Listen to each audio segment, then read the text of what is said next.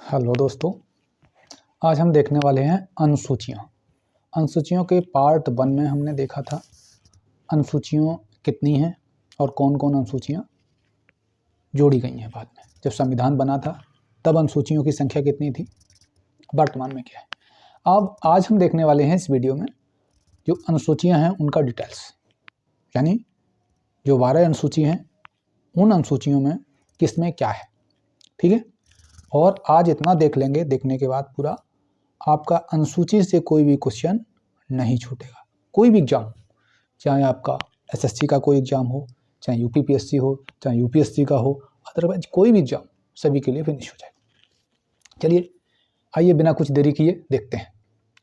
तो अनुसूची पहली, अनुसूची संख्या पहली में क्या है। पहली में जो राज्य हैं और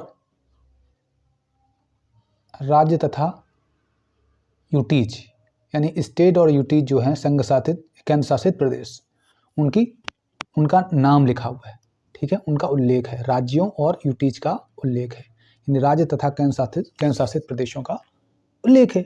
समझ में आया? बोलिए। आई होप समझ में आ रहा होगा, ठीक है। ध्यान यहीं रखना है, इधर उधर नहीं करना है, बिल्कुल ठीक। चलिए, पहली अनुसूची में आपने देखा तो राज्य और केंद्र शासित प्रदेशों का उल्लेख है, ठीक। अब देखते हैं दूसरी अनुसूची में आखिरकार क्या है। तो दूसरी अनुसूची में हम देखेंगे, ठीक। ध्यान दीजिएगा, क्या है, वेतन भत्ते हैं। किसके? वेतन भत्ते हैं। इसमें क्या है, आपके वेतन और भत्ते हैं। वेतन भत्ते हैं, आखिरकार वेतन भत्ते हैं, ठीक है। वेतन भत्ते आपने याद कर लिया कि दूसरी अनुसूची में वेतन और भत्ते हैं। क्लियर? वेतन और भत्ते हैं। अब बात आती है, वेतन भत्ते हैं किसके? वेतन भत्ते तो हैं, आखिरकार किसके हैं? तो आपके लिखे होंगे प्रेसिडेंट। किसके? यानी सैलरीज वगैरह हैं, सैलरीज और अलाउंसेस हैं, किसके हैं? प्रेसिडेंट के हैं और वाइस प्रेसिडेंट के होंगे, ठीक। प्रेसिडेंट, वाइस प्रेसिडेंट और कौन? गवर्नर, ठीक। गवर्नर, ठीक। प्रेसिडेंट, वाइस प्रेसिडेंट, गवर्नर और लोकसभा अध्यक्ष, लोकसभा के अध्यक्ष व उपाध्यक्ष। कौन? अध्यक्ष और उपाध्यक्ष दोनों के, है ना। अध्यक्ष और उपाध्यक्ष हो गया। हाँ, फिर राज्यसभा, राज्यसभा के कौन? सभापति, राज्यसभा के सभापति तथा उपसभापति। कौन? उपसभापति। और आपको पता है सभापति, राज्यसभा का सभापति कौन होता है? बोलो, सभापति कौन होता है? यानी राज्यसभा का सभापति कौन होता है? राज्यसभा का सभापति वाइस प्रेसिडेंट होता है, उपसभापति होता है, ठीक। सभापति तथा उपसभापति, ओके। हाँ, इतना समझ में आ गया क्या क्या होता है, फिर समझो आप। पहले में राज्य तथा केंद्र शासित प्रदेश यानी स्टेट तथा यूटीज का उल्लेख है। सेकंड में सैलरी और अलाउंसेस का है, यानी वेतन और भत्ते हैं। वेतन भत्ते किसके हैं? प्रेसिडेंट के, ठीक। गवर्नर के, ठीक। राज्यपाल यानी राज्यपाल, राष्ट्रपति और उपराष्ट्रपति। उपराष्ट्रपति के किसके रूप में? सभापति के रूप में। उपराष्ट्रपति का उल्लेख, हाँ एक समझ लीजिए, ये जो वाइस प्रेसिडेंट का उल्लेख है किस रूप में है? यानी उपसभापति के रूप में है, क्योंकि राज्यसभा का सभापति होता है ना, इसके रूप में इसको मिलता है। लोकसभा अध्यक्ष, लोकसभा अध्यक्ष और राज्यसभा के सभापति, उपसभापति। हाँ, ये तो हो गए। अब कौन कौन? इसके अलावा हाई कोर्ट और सुप्रीम कोर्ट की जो जजेज हैं उनका उल्लेख है, उनकी सैलरी का उल्लेख है, ठीक। हाई कोर्ट और सुप्रीम कोर्ट के न्यायाधीश, ठीक। न्यायाधीश जो हैं उनका उल्लेख है, उनकी सैलरी का उल्लेख है, ठीक। ये हो गया। अब कौन? और कैग जो होता है ना, कैग, कंट्रोल्ड ऑडिट जनरल, ठीक। इसकी सैलरी का उल्लेख है। अब समझ में आ गया किसका किसका उल्लेख है? समझिए, राष्ट्रपति, गवर्नर, लोकसभा के सभापति, उपसभापति, नहीं, लोकसभा का अध्यक्ष और उपाध्यक्ष, और राज्यसभा का सभापति और उपसभापति। फिर इसके अलावा हाई कोर्ट और सुप्रीम कोर्ट के न्यायाधीशों के सैलरीज का, फिर क्या, कैग है, कैग के उल्लेख का है, कैग के सैलरी का उल्लेख है। ओके, इतना समझ में आ गया। चलिए चलते हैं नेक्स्ट पेज पे, है ना। हाँ, अब आया नेक्स्ट पेज। आप देखते हैं, हमने 2 तक देख लिया। कहाँ तक देख लिया? 2 तक। अब देखते हैं आखिरकार तीसरे में क्या है। अनुसूची 2 में आपने देखा है क्या है, सैलरीज है। अनुसूची 3 में है ओथ। क्या है? ओथ। ओथ मतलब शपथ, ठीक है। अब शपथ तो है, जैसे हमने देखा था 2 में क्या था, सैलरीज एंड अलाउंसेस, इसमें ओथ और शपथ है। तो ओथ और शपथ किसकी है, ओथ और शपथ किसकी है, ये देखने वाली बात है, ठीक है। तो समझो, ओथ और शपथ किसकी है, क्या है, ओथ और शपथ किसकी है। तो जो देखो, शपथ किसकी होगी, समझो, जो चुनाव लड़ेगा, चाहे वो लोकसभा का हो चुनाव लड़े या विधानसभा का चुनाव लड़े, ठीक। जब विधानसभा लोकसभा का सदस्य बन जाता है, उसके बाद शपथ लेता है, तो इसमें इसी में शपथ लिखी होती है। दूसरा, जब आप चुनाव लड़ते हैं ना, तो चुनाव जब आप नामांकन करते हैं ना, तो उस समय आपको शपथ लेनी होती है कि आचार संहिता का पालन करेंगे, जो धर्म जो संविधान के अनुसार है वही चलोगे, उसी के अनुसार आप अपना आचरण व्यवहार करोगे। तो ये जो शपथ होती है ना, 2 बार देता है कोई भी, जब चुनाव लड़ता है तब, जब फॉर्म भरता है उस समय, फिर उसके बाद शपथ लेता है जब वो जो कैंडिडेट जीतता है, ठीक है। तो लिखिए, क्या लिखेंगे हम, लोकसभा, ठीक है, लोकसभा या राज्यसभा या संसद लिख सकते हैं, लोकसभा, और ऐसे लिखो, विधानसभा के नामांकन के समय उम्मीदवार के रूप में, ठीक है, किसके, उम्मीदवार के रूप में। फिर जब ये लोकसभा और विधानसभा का जो कैंडिडेट जीतता है, वो इसका सदस्य बन जाता है। क्या बन जाता है, सदस्य। तो अब क्या लेगा, सदस्य के रूप में, ठीक। जो जीत जाता है वो सदस्य के रूप में लेता है, ठीक। ओके, कब कब लेगा, ये सदस्य के रूप में जो जीता है, और जो चुनाव लड़ रहा है वो नामांकन जब करेगा तो उस समय उम्मीदवार के रूप में। ओके, समझ में आ रहा, आई होप समझ में आ रहा होगा, है ना। और जो हाई कोर्ट और सुप्रीम कोर्ट के जो जजेज होते हैं, यानी न्यायाधीश होते हैं, क्या होते हैं, न्यायाधीश, ठीक। ये भी तो शपथ लेते हैं, इसी में लिखी होती है, उसी के अनुसार, ठीक है। इनकी शपथ का उल्लेख कहाँ है, हाई कोर्ट और सुप्रीम कोर्ट के न्यायाधीशों का उल्लेख यानी अनुसूची 3 में लिखा हुआ है। किसमें, फिर अब जो देखो सदस्य बन गए हैं, ये कहाँ के, संसद के, ठीक है, लोकसभा, विधानसभा या राज्यसभा या विधान परिषद, किसी के भी सदस्य सब शपथ लेते हैं। अब मंत्री बनेंगे, क्या, मंत्री, सरकार में मंत्री भी यही लोग बनेंगे। तो मंत्री जब बनते हैं तो मंत्री जो होते हैं शपथ लेते हैं, ये भी इसी के रूप में, मंत्री भी शपथ लेते हैं इसी के रूप में, चाहे वो केंद्र का मंत्री हो, चाहे वो राज्य सरकार का मंत्री हो, क्लियर। फिर दोनों ही लेते हैं, है ना। और एक पर्सन और है, कौन, जो तुम्हारा ऊपर में बताया था तुमने, क्या, जो सैलरीज दी जाते थे, वेतन भत्ते, कैग। तो कैग जो है वो भी शपथ लेता है, उसमें अनुसूची 3 में लिखित है, उसी के अनुसार, क्लियर। बोलो ये समझ में आ रहा है, आराम से पढ़ेंगे हम, कोई जल्दबाजी नहीं है, बस तुमको याद हो जाना चाहिए, ठीक है। ऐसे पढ़ाते तो जल्दी जल्दी सब चले जाएंगे, लेकिन इस टाइप से नहीं, किसकी देखो, आप देख लो जल्दी जल्दी, है ना। तो हमने क्या देखा, लोकसभा, राज्यसभा, विधानसभा, विधान परिषद यानी संसद। क्या लिखेंगे, यहां लिख दो आप, संसद के सदस्य जो हैं वो चाहे चुनाव लड़ रहा हो, चाहे सदस्य बन जाए उसके बाद, फिर विधान परिषद, नहीं नहीं नहीं, विधान परिषद नहीं, विधानमंडल लिखोगे।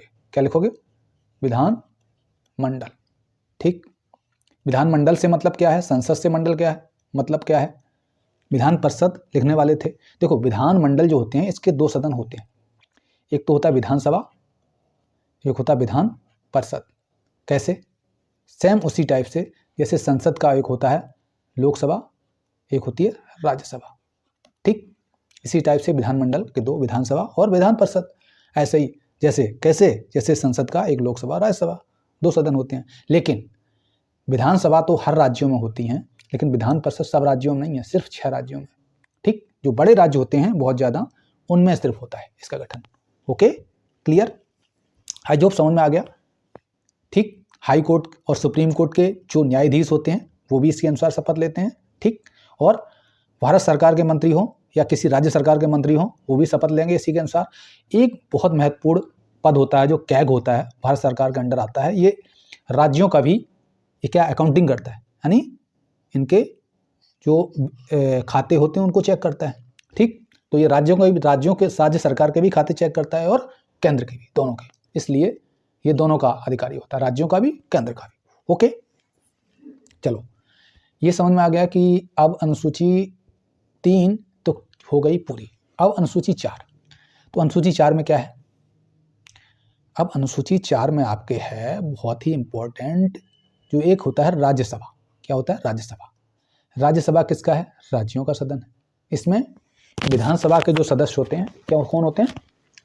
जो विधानसभा के सदस्य होते हैं वो चुन के भेजते हैं, चुनते हैं किसको? राज्यसभा के सदस्यों को। ठीक, राज्यसभा के सदस्यों को चुनते हैं। कौन चुनते हैं? विधानसभा के सदस्य, है ना।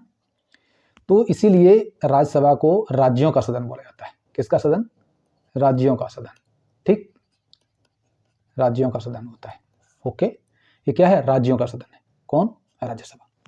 तो राज्यसभा में कितनी राज्यों, किस राज्यों को कितनी सीट मिली हुई है इसका उल्लेख है। ठीक है, इसमें क्या है? सीट्स जो हैं उसका उल्लेख है राज्यवार, यानी किस राज्य की कितनी सीटें हैं, सीट और राज्य यहाँ लिखा हुआ है। ठीक, ओके, ये 4 हो गया। अब हम देखते हैं आपका है अनुसूची 5। तो अनुसूची 5 में क्या लिखा हुआ है ये समझ लीजिए। इसको वैसे अगर कहेंगे तो आपको डीप में हम बता देंगे, लेकिन मैं इसको अनुसूची 5 जो है उसको मेन हम बताएंगे। क्या बताएंगे? ये है अनुसूचित क्षेत्र तथा जनजाति, अनुसूचित क्षेत्र तथा जनजाति क्षेत्रों के प्रशासन के बारे में। ये किसके? अनुसूचित क्षेत्र लिख दें। अच्छा, अनुसूचित क्षेत्र, ठीक, एंड जनजाति क्षेत्र का प्रशासन, एंड जनजाति क्षेत्र का प्रशासन। अनुसूचित क्षेत्र से जनजाति क्षेत्र का प्रशासन का उल्लेख, प्रशासन के बारे में इसमें गाइडलाइंस है। ठीक है, ठीक है, अनुसूचित क्षेत्र तथा जनजाति क्षेत्रों के प्रशासन के बारे में। ठीक है, नियंत्रण करना। इसमें कितने राज्य हैं? इसमें 10 राज्य हैं। ठीक, कितने राज्य हैं? 10 राज्य। और 10 राज्य कौन कौन से हैं ये बताओ तो हम बता ही देते हैं। चलो 10 राज्य कौन कौन से हैं। तो इसमें आप ऊपर से स्टार्ट करो। हिमाचल प्रदेश है। कौन है? हिमाचल प्रदेश। ठीक, फिर आपका राजस्थान है, 2 हो गया। फिर आपका गुजरात है, 3 हो गया। फिर आपका महाराष्ट्र है। कौन है? महाराष्ट्र है, 4 हो गया। नंबर 5 पे महाराष्ट्र हो गया। महाराष्ट्र के नीचे कौन आता है? ठीक, हिमाचल प्रदेश, राजस्थान, महाराष्ट्र, फिर मध्य प्रदेश। इधर जाओ। ठीक, मध्य प्रदेश है, मध्य प्रदेश 5 हो गया। फिर मध्य प्रदेश से कट के जो बना है कौन सा है? छत्तीसगढ़ है, छत्तीसगढ़ हो गया, छत्तीसगढ़ हो गया। फिर झारखंड हो गया। ठीक, झारखंड हो गया। फिर झारखंड के बाद आंध्र प्रदेश हो गया, आंध्र प्रदेश हो गया। फिर तेलंगाना हो गया। ठीक, फिर आपका इसके बाद उड़ीसा हो गया। कौन हो गया? उड़ीसा। इतने स्टेट हैं। देखिए कौन कौन से हैं।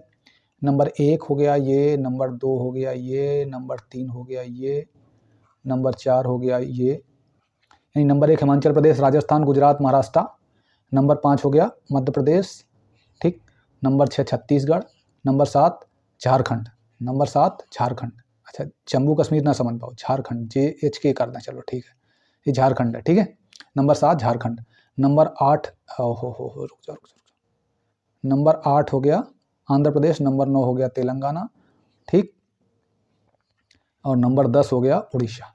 ये 10 राज्य, ठीक। ये राज्य पूछता नहीं है वैसे, ठीक।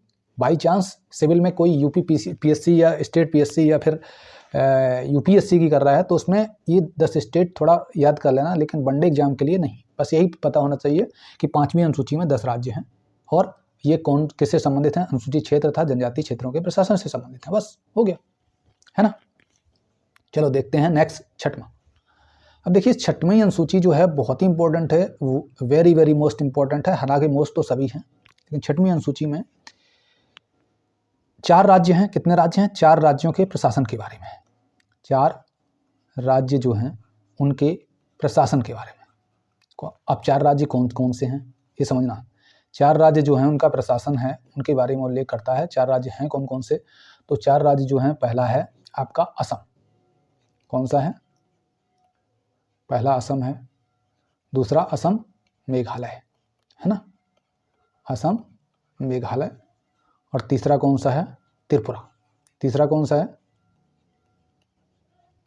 त्रिपुरा है। और चौथा आपका कौन सा है? मिजोरम है। कौन सा है? मिजोरम, ठीक। कौन कौन से 4 राज्य हैं? देखिए, छठी अनुसूची में 4 राज्यों के प्रशासन के बारे में है। जो 4 राज्य जो हैं वहाँ जनजाति, इसमें क्या है, 4 राज्यों में जो जनजाति हैं उनके प्रशासन के बारे में, जनजाति क्षेत्र का प्रशासन कैसे करना है, ठीक है, जनजाति क्षेत्र के प्रशासन के बारे में। कौन कौन जो जनजाति क्षेत्र का प्रशासन बताना है 4 राज्यों में, उनके बारे में। 4 राज्य हैं असम, मेघालय, त्रिपुरा, मिजोरम। ओके, छठवीं अनुसूची में 4 राज्य याद रखना है, जनजाति क्षेत्र के प्रशासन के बारे में प्रावधान करते हैं। 7वीं अनुसूची में आ जाते हैं, ठीक। अब 7वीं अनुसूची में आखिरकार क्या है बाबा? 7वीं अनुसूची में आखिरकार है क्या, ठीक। तो 7वीं अनुसूची जो है ना, वो संघ और राज्य के बीच शक्तियों का बंटवारा करती है, ठीक है। अर्थात जो शक्ति, संघ और राज्य किस किन विषयों पे कौन कौन कानून बना सकता है, इसका प्रावधान है। अर्थात क्या करता है? शक्तियों का बंटवारा करती है, शक्तियों का बंटवारा करती है। और इसमें 3 भाग में इसको बांटा है। एक भाग है संघ सूची, ठीक, एक है राज्य सूची, एक तीसरी सूची है, एक और है तीसरी सूची, ठीक है। तीसरी सूची है तुम्हारी क्या? समवर्ती सूची, समवर्ती सूची, ठीक है। यानी राज्य सूची, ठीक है, राज्य सूची, संघ सूची, समवर्ती सूची। हाँ, अब ये आ जाता है कि ये जो तीनों सूचियां हैं, एक संघ सूची, एक राज्य सूची, एक समवर्ती सूची, इनमें विषयों की संख्या कितनी है? हाँ, तो देखिए, जो संघ सूची है इसमें 100 विषय हैं। कितने विषय हैं? 100 विषय हैं। कितने हैं? 100 विषय हैं।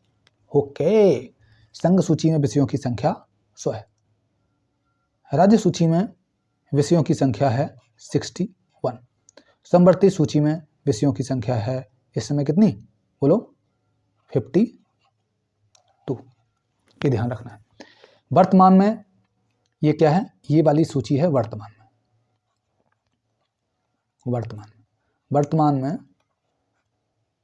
वर्तमान में संघ सूची में विषयों की संख्या है 100, राज्य सूची में 61, समवर्ती सूची में 52। ओके, लेकिन अब यहाँ लिखना है जब संविधान बना था, ठीक है, शुरुआत में, यानी संविधान बना था, बन के तैयार हुआ था, तब यहाँ सूचियों की संख्या क्या थी? तब कुछ और थी। तो इसमें संघ सूची में तब विषयों की संख्या थी 57 और राज्य सूची में थी 66 और समवर्ती सूची में संख्या थी उस समय कितनी? 47, ठीक। ये ध्यान रखना है। कौन सा? ये वाली चीज, ठीक। ये वर्तमान में इतने हैं और शुरुआत में जब संविधान बना था तब ये डिटेल था। ठीक है, क्लियर। अभी वर्तमान, अभी अगर पूछे संघ सूची में विषयों की संख्या कितनी है, 100। जब पहले संविधान बना था, बनकर तैयार हुआ था, तब कितने थे, 97। ठीक है, फिर अभी राज्य सूची में कितना है, बोलो, 61। जब बना था तब कितने थे, 66। अर्थात राज्य सूची के विषय कम कर दिए गए, संवर्ती सूची में, राज्य सूची के संवर्ती सूची में डाल दिए गए, संघ सूची में 3 विषय और जोड़ दिए गए। ठीक, प्रावधान समझे, ये प्रावधान किया गया।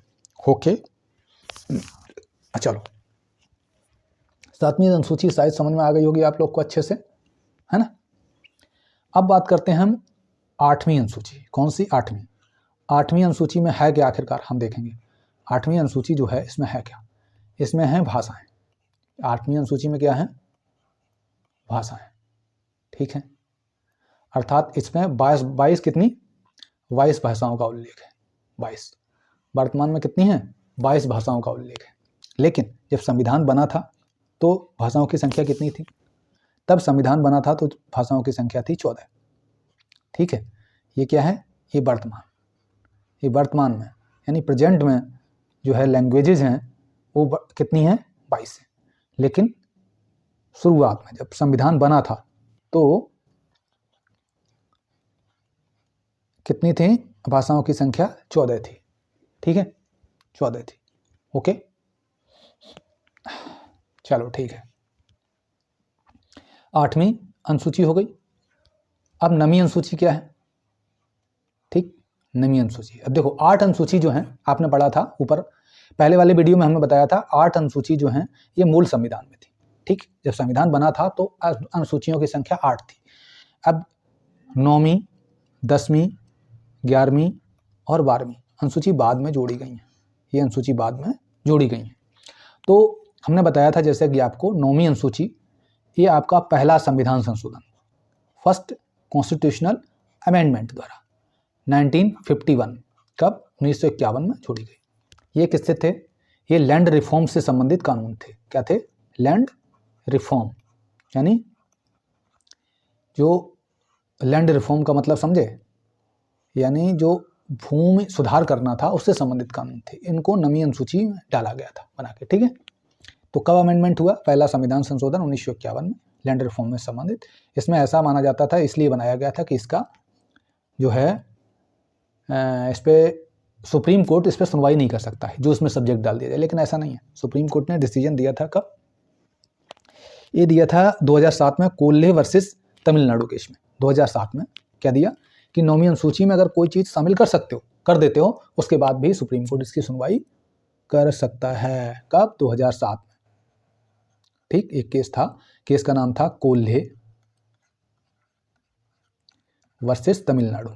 ठीक, कोल्हे वर्सेस, कौन सा था, कोल्हे वर्सेस तमिलनाडु। ओके, अब इसके बाद इसमें सुनवाई हो सकती है। 2007 के बाद ऐसा निर्णय आया, कोई अगर इसमें डालते हो भी उसके बाद भी सुप्रीम कोर्ट इसकी सुनवाई कर सकता है। ठीक है, चलो अब 10वां। अब अनुसूची की संख्या कौन सी, अनुसूची की संख्या नंबर 10। 10 क्या है समझो आप। 10 में है दल बदल से संबंधित नियम है। 10 में क्या है, दल बदल से संबंधित नियम है। ठीक, दल बदल से संबंधित नियम है। ठीक, 10वीं अनुसूची में दल बदल से संबंधित नियम है। ये अमेंडमेंट कौन था ये देखना है। ठीक है, तो 10वीं अनुसूची में एक संविधान संशोधन किया गया था 52। ठीक, कौन सा, 92 नंबर का, और ये किया गया था 1985 में। कब किया गया था, 1985 में। ठीक, इसके द्वारा बोला गया कि कोई अगर दल बदल करता है तो वो अवैध होगा, उसकी तरफ सदस्यता चली जाएगी। कैसे, दल बदल क्या होता है, जैसे सपोज आप कांग्रेस या बीजेपी, ठीक, या सपा, या आप किसी पार्टी से आप चुनाव लड़ते हैं और यहाँ आप जीत जाते हैं, सदस्य बन जाते हैं। क्या बन जाते हैं, सदस्य। फिर आप यहाँ से हटके किसी पार्टी, दूसरी पार्टी में शामिल हो जाते हैं तो दल बदल माना जाएगा। क्या माना जाएगा, दल बदल। ऐसा करने से आपकी सदस्यता खत्म हो जाएगी। सदस्यता क्या हो जाएगी, खत्म हो जाएगी सदस्यता। फिर आपको आपकी सीट खाली घोषित कर दी जाएगी, वहाँ 6 महीने में दोबारा से फिर चुनाव होगा। ठीक है, ये होता है दल बदल। ओके, समझ में आ गया। चलो, दल बदल ये क्यों रोका गया था, ताकि सत्ता कोई भी सरकार बनाता है तो स्थायित्व बना रहे, ठीक है, अस्थिरता ना, राजनीतिक अस्थिरता पैदा ना हो, इसका यही पर्पज था। 10 मिनट। अब आते हैं आपकी 11वीं अनुसूची। कौन सी? 11वीं अनुसूची। तो देखो 11वीं अनुसूची और 12वीं अनुसूची, 11वीं अनुसूची और 12वीं अनुसूची। 11वीं अनुसूची जो है ये पंचायत से संबंधित है। किससे? पंचायत से संबंधित है। ये नगर पालिकाओं से संबंधित है, नगर पालिकाओं से संबंधित है, ठीक, समझ में आ गया। 11वीं अनुसूची जो है पंचायत से संबंधित है और ये अब ये 73वें संविधान संशोधन द्वारा जोड़ी गई थी। 11वीं अनुसूची 1992 अधिनियम था, लेकिन ये 93 में जाके पास हो पाया था, ठीक है।